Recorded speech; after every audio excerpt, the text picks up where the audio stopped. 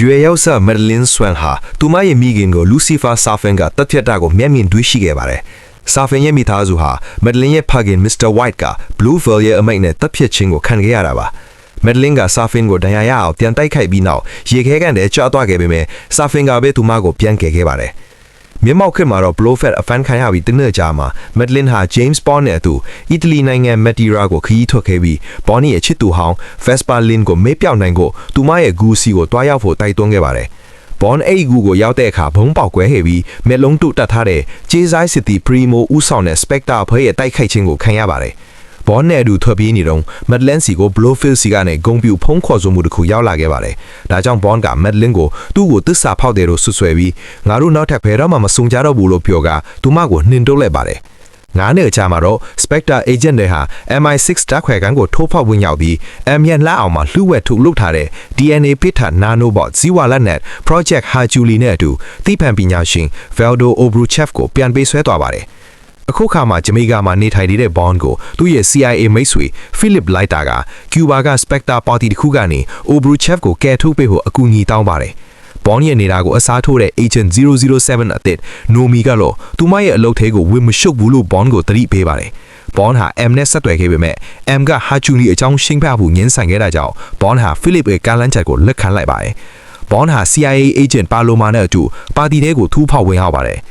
လန်ဒန်ချန်ဆောင်တွေကမြစ်လုံးတူကနေပါတီကိုစောင့်ကြည့်နေတဲ့ Blofeld က Bond ကိုတတ်ဖို့နာနိုမြူမုံတွေကိုလွတ်လိုက်ပေမဲ့သိပ္ပံပညာရှင် Obruchev က Spectre အဖွဲ့ဝင်တွေကိုတတ်ဖို့နာနိုမုံတွေကိုလျှို့ဝှက်ပင်းစင်ထားတာကြောင့် Spectre အဖွဲ့ဝင်တွေပဲတီးဆုံးသွားပါတယ်။ Bond က Obruchev ကိုဖမ်းဆီးပြီး Philip Leiter တို့စောင့်နေတဲ့လီဘော်ကိုခေါ်လာပါတယ်။ Bond က Obruchev ကိုစစ်ဆေးမေးမြန်းနေတော့ Obruchev က Leiter ရဲ့လက်သွေးကောင်း Logan Ash ကိုကြည့်လိုက်မိတာကြောင့် Ash ကကြံရပါဖြစ်တာကြောင့်ပေါ်လာပါတယ်။ Ash က Leiter ကိုဖစ်တက်ပြီး Bond နဲ့ကျူတင်ပေါ်အောက်ခန်းမှာပိတ်ခလောင်ပြီးဘုံခွဲထွက်ပြေးသွားပါတယ်။ Bond လွတ်မြောက်ပေမဲ့ Leiter ကတော့တည်ဆုံးသွားပါတယ်။ Bond ဟာ Blofeld ကိုစစ်ဆေးမေးမြန်းခြင်းပေမဲ့ Blofeld ကသူ့ရဲ့စိတ်ရောဂါကုဆရာဝန်ဖြစ်တဲ့ Madeline နဲ့ပဲစကားပြောမယ်လို့ဆိုပါတယ်။ Safin က Madeline ကိုချင်းချောက်ပြီး Blofeld ကိုတတ်ဖို့အတွက်နာနိုမုံတွေသူမကိုယ်ထဲထည့်ပေးလိုက်ပါတယ်။ Bond ဟာထောင်ထဲမှာ Madeline နဲ့အတူ Blofeld ကိုတွားတွေ့ပေမဲ့ Madeline ကစိတ်မကောင်းဖြစ်ပြီးပြန်ထွက်သွားပါတယ်။သူမမထွက်သွားခင် Bond ကသူမကိုထိတွေ့မိတာကြောင့် Bond ရဲ့ကူထဲကိုနာနိုမုံတွေမတိလိုက်မိပါပဲကူးဆက်သွားပါတယ်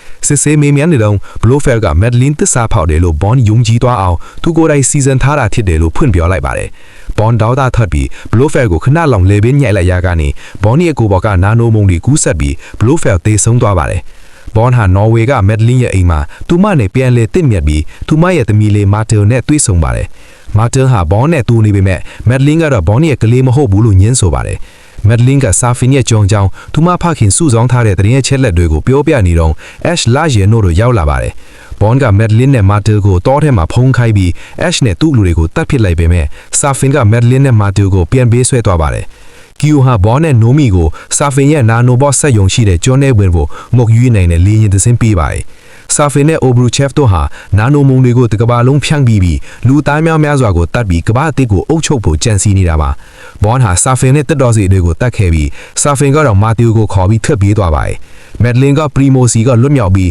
Bond နဲ့ပြန်ဆုံပါတယ်။သူတို့နှစ်ယောက်က Safin ပစ်ထားခဲ့တဲ့ Martel ကိုပြန်တွေ့ပါတယ်။ Q က Obruchev ကိုတတ်ပြီး Madeline နဲ့ Martel ကိုကျုံးပေါ်ကနေခေါ်ထုတ်သွားပါတယ်။ Bond ဟာ M ကိုကျုံးကိုပင်မစင်းနဲ့ပစ်ခတ်ရဖို့ခွင့်ပြုရတောင်းဆိုခဲ့ပြီးကြံရှိနေတဲ့ Safin ရဲ့လူတွေကိုတတ်ပစ်ပါတယ်။အဲနောက် Safin ပြန်ပေါ်လာပြီး Bond ကိုအချင်းချင်းတနက်နဲ့ပစ်ကာ Madeline နဲ့ Martel ကိုတီးစီစေမဲ့နာနိုမုံတွေကို Bond ရဲ့ကိုယ်ကူးဆက်စေပါတယ်။ Bond က Safin ကိုပစ်တက်ပြီးပင်မစင်းဒီစိတ်ယုံနဲ့ထိမိုက်နိုင်ဖို့အလုံးပိတ်တကားတွေကိုဖွင့်ပေးလိုက်ပါတယ်။ဒဏ်ရာပြင်းထန်ရထားပြီး Madeline နဲ့ Martel ကိုဘယ်တော့မှထိတွေ့လို့မရတော့မှန်းထိလိုက်တဲ့ Bond ဟာ Madeline စီကိုဖုံးခေါ်ပြီးနှုတ်ဆက်ပြီးသူတို့သားမီးကိုချစ်တယ်လို့ပြောပါတယ်။ Madeline က Martel ဟာ Bond ရဲ့သမီးဖြစ်တယ်ဆိုတာကိုအတည်ပြုပေးနေပါတယ်။ Bond ကလည်းသူအစကန်ကြီးတိညူပြီးထိချောင်းကိုပြောပါတယ်။ပင်မစင်းဒီစိတ်ယုံကိုဖျက်ဆီးလိုက်တဲ့အချိန်မှာ Bond သေဆုံးသွားပါတယ်။ MI6 မှာတော့ M, Moneypenny, Nomi, Q နဲ့ Bill Tanner တို့ဟာ Bond ကိုဂုဏ်ပြုပြီးတောက်ကြပါတယ်။ Madeline ဟာ Martel ကို Madeira စီကားမောင်းခေါ်သွားရင်သူမရဲ့ဖခင် James Bond အကြောင်းကိုစတင်ပြောပြသွားပါ